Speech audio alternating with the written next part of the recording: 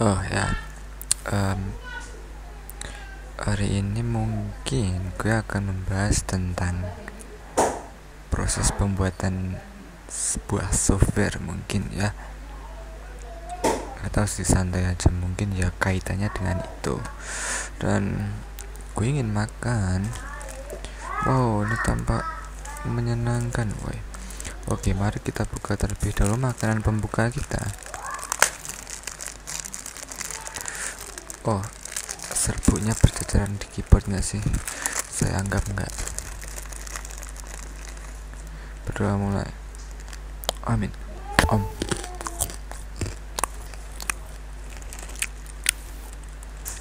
Oke, sebuah software itu dibuat itu proses-prosesnya di sini yang saya tahu ya. Saya di sini sudah bekerja lebih dari 1 tahun.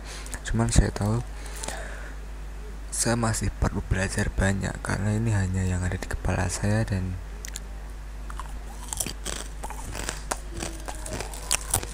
ya, ini ada mungkin percikan ilmu yang akan saya bagikan.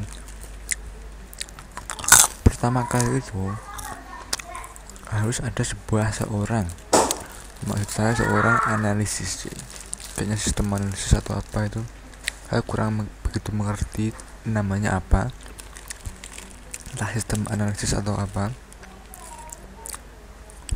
Tapi prosesnya itu sistem analisis akan berdiskusi dengan klien, cuy. Jadi dia akan berdiskusi dengan klien untuk pertama kalinya. Nanti kebutuhan bisnisnya itu seperti apa, sistemnya itu mau seperti apa, nanti dianalisis sama sistem analisis itu, cuy. Nah, setelah analisis itu selesai, baru si analisis tersebut berdiskusi dengan programmer. Jadi tidak programmer langsung ke kliennya, cuy. Gak seperti itu, cuy. Emang prosesnya harus ada orangnya tersendiri.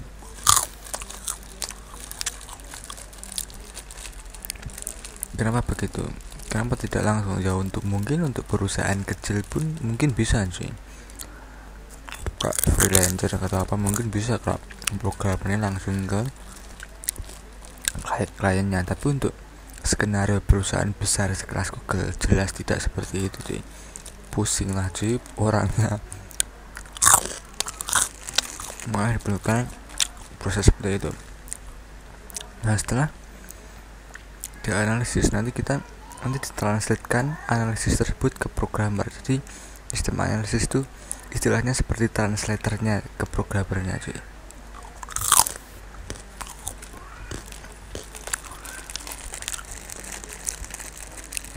Setelah itu maka akan dibuat desainnya. Mungkin juga desainer nih itu posisinya di mana ya? Desainer,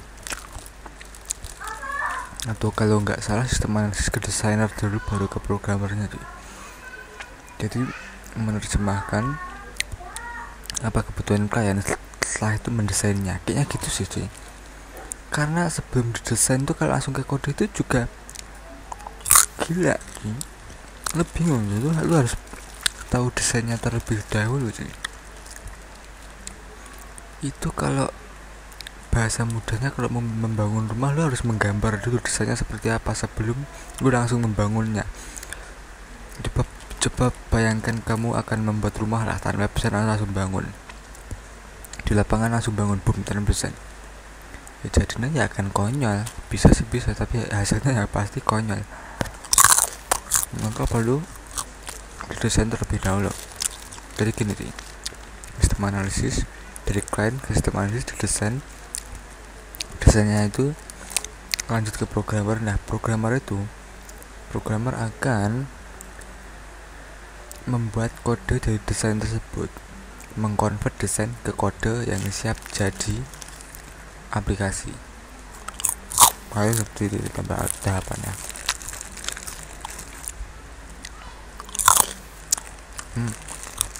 Mantap, makan.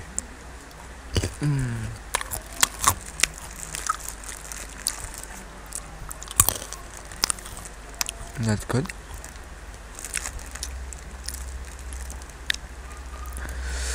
Untuk web developer sih, gue sekarang ini ya pakai Laravel. Tapi pertama kali saya belajar itu pakai kode igniter cuy. Pas gue sekolah pakai kode igniter, pas gue bekerja itu gue pakai frameworknya perusahaan, jadi itu custom framework cuy. Setelah itu pakai Laravel karena kliennya meminta pakai Laravel supaya nanti kalau mau dilanjutkan ke pihak lain itu masih tetap bisa dilanjutkan gitu cuy.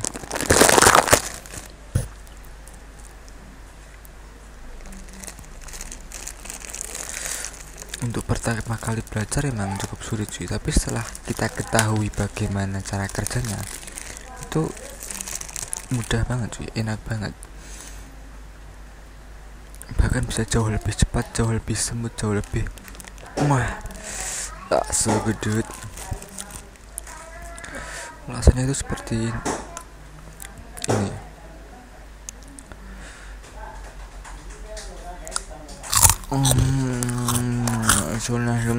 Sudah santai aja, jangan terlalu fokus, jangan terlalu serius maksud saya, karena emang jam-jam santai sih hari ini.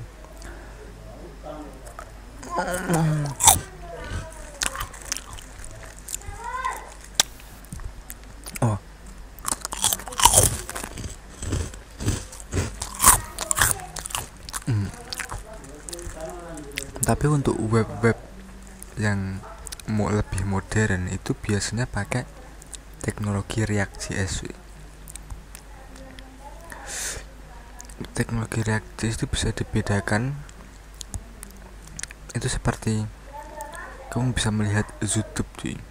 YouTube itu kalau pindah halaman itu sama sekali tidak ada loadingnya cuy. Maksudnya tidak ada loading, hard loading ya. Hard loading itu kalau di browser biasanya ada tanda refresh. Nah itu nanti akan, kalau pindah halaman nanti akan logo refresh jadi X cuy. Itu karena hard loading. Tapi kalau pakai Next.js atau teknologinya React itu sama sekali tidak merefresh secara hard, jadi dia melakukannya melalui background process, jadi menghalus seperti itu. Itu teknologi yang modern cuy.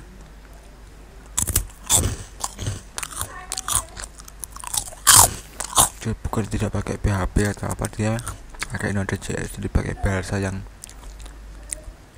beda lagi. Biasanya sih yang biasa umumnya sih kalau di belajar dipakai PHP, tapi untuk teknologi kelas Google sih PHP gak ada apa-apanya kayaknya weh.